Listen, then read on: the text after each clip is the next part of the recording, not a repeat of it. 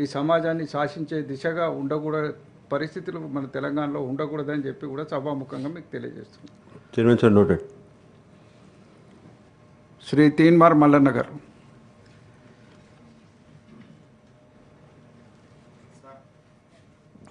ఇదే సభలో దాదాపు ఒక 4-5 నెలల క్రితం నేను ఈ ప్రభుత్వం ముందు ఒక ప్రశ్నగా పెట్టిన సార్. ఈ తెలంగాణ రాష్ట్రంలో గవర్నమెంట్ కులగణన చేసింది సార్. కులగణన చేసిన తర్వాత దానికోసం కొన్ని కోట్ల రూపాయలు కేటాయించి నిన్న మీరే మెన్షన్ చేసినారు ఎన్ని కోట్లు కేటాయించింది అనేది. కులగణన రిపోర్ట్ ఏది సార్? తెలంగాణ రాష్ట్రంలో మీరు జనాభా లెక్కలు చెప్పారు తప్ప కులగణన అంటే కులాల వారీగా లెక్కలు చెప్తే కులగణన అవుతుంది సార్. దాన్ని కులగణన అని చెప్పి ఎట్లా అనుకుంటాం సార్? ఇప్పటి వరకు అసలు కులగణన రిపోర్టే లేదు ఎక్కడ. డెడికేట్ కమిషన్ వేసారు సార్.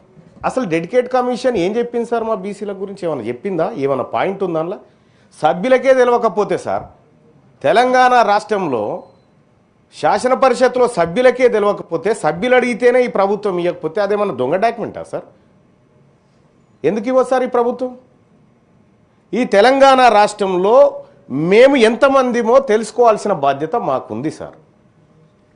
ఒక సభ్యుడికే ఈ అధికార యంత్రాంగం ఇప్పటి వరకు ఇవ్వలేదు సార్. నేను ఇట్లా పెట్టినా, తర్వాత రైట్ టు ఇన్ఫర్మేషన్ కింద పెట్టినా, ఇవాళ మీరు మాకు ఆ సమాచారం ఇప్పించాల్సిన బాధ్యత ఉంది సార్. ఎన్నిసార్లు చెప్పినా వాళ్ళు పట్టించుకుంటలేరు సార్ అధికారులు. అసలు తెలంగాణ రాష్ట్రంలో కులగణన చేసిరు, ఓకే, కులగణనలో అందరూ పాల్గొన్నాం. కులగణన అనేటువంటి పదానికి అర్థం కులాల వారిగా లెక్కలు చెప్పినప్పుడు అర్థమవుతుంది సార్. నువ్వు జనాభా లెక్కలు చెప్పినా అవతల పడ్డావు. మరి ఇప్పుడు ఏ కులం వాళ్ళు ఎంతమంది ఉన్నారు, మా బీసీఏలో ఎంతమంది ఉన్నారు, మా బుడబుక్కలో ఎంతమంది ఉన్నారు, మా గంగిరెద్దులో ఎంతమంది ఉన్నారు, ఈ లెక్క కావాలి కదా సార్. ఈ లెక్క ప్రభుత్వం చేసి దగ్గర పెట్టుకొని దాచిపెట్టుకుంటారు కదా సార్. ఇది చేసింది ప్రజాసొమ్ముతో చేసినటువంటి సర్వే పబ్లిక్ డొమైన్లో పెట్టకుండా దాచిపెట్టుకుంటుంది. ఎందుకు భయపడుతుంది ప్రభుత్వం ఇది బయట పెట్టడానికి? డెడికేట్ కమిషన్ రిపోర్ట్ సార్, ఏకసభ్య కమిషన్ తోటి వేసినారు సార్. ఆయన రిపోర్ట్ ఇచ్చినారు. ఆ డెడికేట్ కమిషన్ రిపోర్ట్ ఆధారంగా సూచనల మేరకు 42% అని చెప్పి బిల్లులో పెట్టినారు సార్. మనం అందరం సపోర్ట్లు కొట్టినాం. కానీ ఆ రోజు నుంచి అడుగుతా ఉన్నాం సార్, ఆ డెడికేట్ కమిషన్ ఏం సూచనలు చేసింది? బీసీ ఏ వర్గాల కోసం ఏం చేసింది, బీసీ బి వర్గాల కోసం ఏం చేసింది, సి వర్గాల కోసం ఏం చేసింది, డి వర్గాల కోసం ఏం చేసింది? ఆ సూచనలన్న బయటికి రావాలి కదా సార్. ఇప్పటి వరకు కనీసం ఒక సభ్యుడికి కూడా ఈ తెలంగాణ రాష్ట్రంలో కులాల వారి పరిస్థితులు, ఆర్థిక స్థితిగతులు, సామాజిక స్థితిగతులు ఒక సభ్యునికే తెలియకపోతే ప్రభుత్వం లెక్కలు చేసి దాచిపెట్టుకుంటే మరి ప్రభుత్వాన్ని ఏమంటారు సార్? ఎప్పుడు ఇస్తారు సార్ మాకు ఈ లెక్కలు? ఈ రాష్ట్ర ప్రభుత్వం సమాధానం చెప్పాలి. ఈ తెలంగాణ రాష్ట్రంలో సార్ గాడిదలు 2000 ఉన్నాయని లెక్క చెప్పింది సార్ ఈ ప్రభుత్వం. మేము ఎంతమంది ఉన్నామో చెప్తలేదు. గాడిదలు 2000 గాడిదలు ఉన్నాయని సోషియో ఎకనామిక్ అవుట్లుక్ సర్వేలో ఎన్ని గాడిదలు ఉన్నాయి తెలంగాణలో అంటే 2000 ఉన్నాయని చెప్పారు సార్. పందులు ఎన్ని ఉన్నాయో ఉన్నాయి సార్, కుక్కలు ఎన్ని ఉన్నాయో లెక్క ఉంది. మరి మేము ఎంతమంది ఉన్నాం సార్? తెలంగాణ రాష్ట్రంలో ముదిరాజులు ఎంతమంది ఉన్నారో లెక్క తెలవాలా వద్దా సార్? తెలంగాణ రాష్ట్రంలో యాదవులు ఎంతమంది ఉన్నారో లెక్క తెలవాలన్నా వద్దా సార్? తెలంగాణ రాష్ట్రంలో పద్మశాలీలు, గౌడ్లు, మున్నూరు కాపులు వీళ్ళు ఎంతమంది ఉన్నారో లెక్క తెలవాలి కదా సార్. మరి లెక్క తెలవకుండా నువ్వు లెక్క చేసుకొని దాచిపెట్టుకుంటే ఇది పారదర్శకత ఎట్లయితే సార్? అందుకోసం నేను ఏం చెప్తా ఉన్నా సార్, నేను ప్రభుత్వాన్ని ఏదో విమర్శించడం కోసం చేసిన పని బయట పెట్టమంటున్నాను సార్. చేసిన పని బయట పెట్టమని చెప్తా ఉన్నా. డెడికేట్ కమిషన్ ఏం చెప్పింది, మేమేం చర్యలు తీసుకోవాలి, మేము ప్రజలకి ఏం చెప్పాలి, వాళ్ళ స్థితిగతులు ఎట్లా అంచనా వేయాలి, మేము అవి ఏం లేకుండా దాచిపెట్టుకొని తాళం వేసుకొని పోతే ఈ ఎన్ని రోజులు దాచిపెట్టగలుగుతారు సార్? మహా అయితే ఇంకొక 2 ఏళ్ళు దాచిపెట్టగలుగుతుంది ఈ ప్రభుత్వం. ఆ తర్వాత ఆ బీరువా తాళం ఎట్లా తీయానో తెలుసు, అందులో ఉన్న డాక్యుమెంట్ ఎట్లా తీయానో మాకు తెలుసు. కానీ ఇప్పటికేం చెప్తా ఉన్నా, ఈ ప్రభుత్వానికి రిక్వెస్ట్ చేస్తా ఉన్నా సార్, ఒక సభ్యుడిగా నేను ఈ నిండు సభలో అడుగుతా ఉన్నా తమరి ద్వారా, నాకు కులగణన లెక్కలు కావాలి, నాకు డెడికేట్ కమిషన్ రిపోర్ట్ కావాలి. నాకు ఇచ్చే ఉద్దేశం లేకపోతే పబ్లిక్ డొమైన్లో పెట్టి అక్కడికి పోయి తెచ్చుకుంటా నేను. ఎందుకు ఇవ్వదు ఈ ప్రభుత్వం?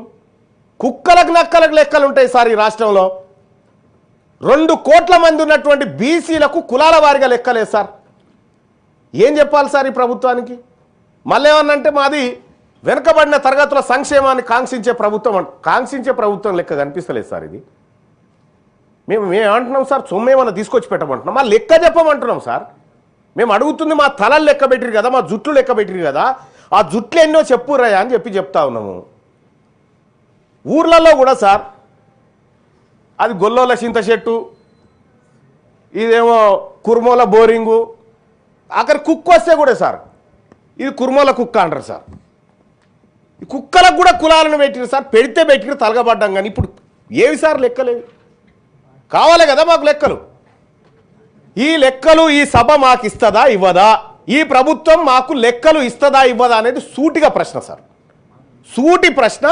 ఈ ఇస్తే ఎప్పుడు ఇస్తారు, ఇంకెన్నేళ్ళకి ఇస్తారు?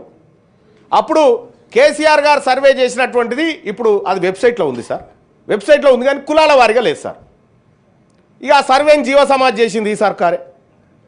ఆ సర్వేని జీవ సమాజ్ చేసి కొత్త సర్వే తెచ్చింది. కొత్త సర్వేకు తండ్రి ఎవడో తల్లి ఎవడో అసలు ఈ సర్వేలో పుట్టిందేందో నేను ఒకటి డిమాండ్ చేస్తున్నా సార్ ఈ రాష్ట్ర ప్రభుత్వాన్ని.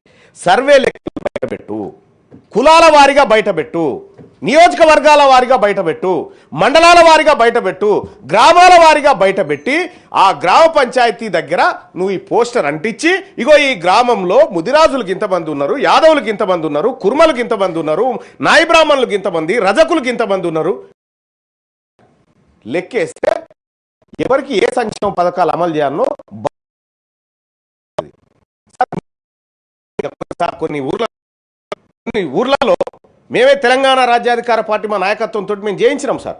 చేయిస్తే చాలా షాకింగ్ లెక్కలు ఉన్నాయి సార్, చాలా షాకింగ్ లెక్కలు. ఇవాళంటే బీసీలంతా అవేర్నెస్కి వచ్చి ఇవాళ లోకల్ బాడీ ఎలక్షన్లో కానీ అక్కడిక్కడ ఓపెన్ స్థానాల్లో గట్టిగా పోటీ చేసి మెజార్టీ స్థానాలు కొట్టుకో ఇవాళ చైతన్యం వచ్చింది కాబట్టి సార్. ఈ చైతన్యం వచ్చిన సమాజం అడుగుతుంటే నేను లెక్కలు ఇవ్వకపోతే నేనేం చేయాలి? ఎవరి కోసం సార్ మేము గెలిచి? మేము ఆ వర్గాల నుంచి గెలిచినటువంటి వాళ్ళము, ఆ వర్గాలకు జరగాల్సిన న్యాయం గురించి నేను మాట్లాడాలి కదా సార్. మాట్లాడితేనే ఈ ప్రభుత్వం ఇయ్యదు సార్. బిల్లు పెట్టినప్పుడన్నా కనీసం ఇవ్వాలి కదా సార్. ఏందో ఏం కథను నువ్వు అది అర్రలో పెట్టుకొచ్చుకుంటావు, ఈడ కాగితం పెట్టి ఇక దీని మీద సప్పట్లు కొట్టుకుంటే మేము సప్పట్లు కొట్టాలి. ఇది నడవదు. ఈ ప్రభుత్వాన్ని ఖచ్చితంగా అడుగుతా ఉన్న ఈ వేదిక నుంచి నాకు కులగణన లెక్కలు కావాలి, డెడికేట్ కమిషన్ రిపోర్ట్ కావాలి. మీరు ఆదేశించాల్సిందిగా కోరుతా ఉన్నాను సార్. Thank you. గౌరవ మంత్రి గారు, ఇది కూడా కొంత సీరియస్ ఇష్యూ. సభలో గతంలో కూడా చర్చ జరిగింది. గౌరవ మంత్రి గారికి దీన్ని కమ్యూనికేట్ చేయాల్సిందిగా కోరుతున్నాను. Chairman sir, noted. I will inform the respective people.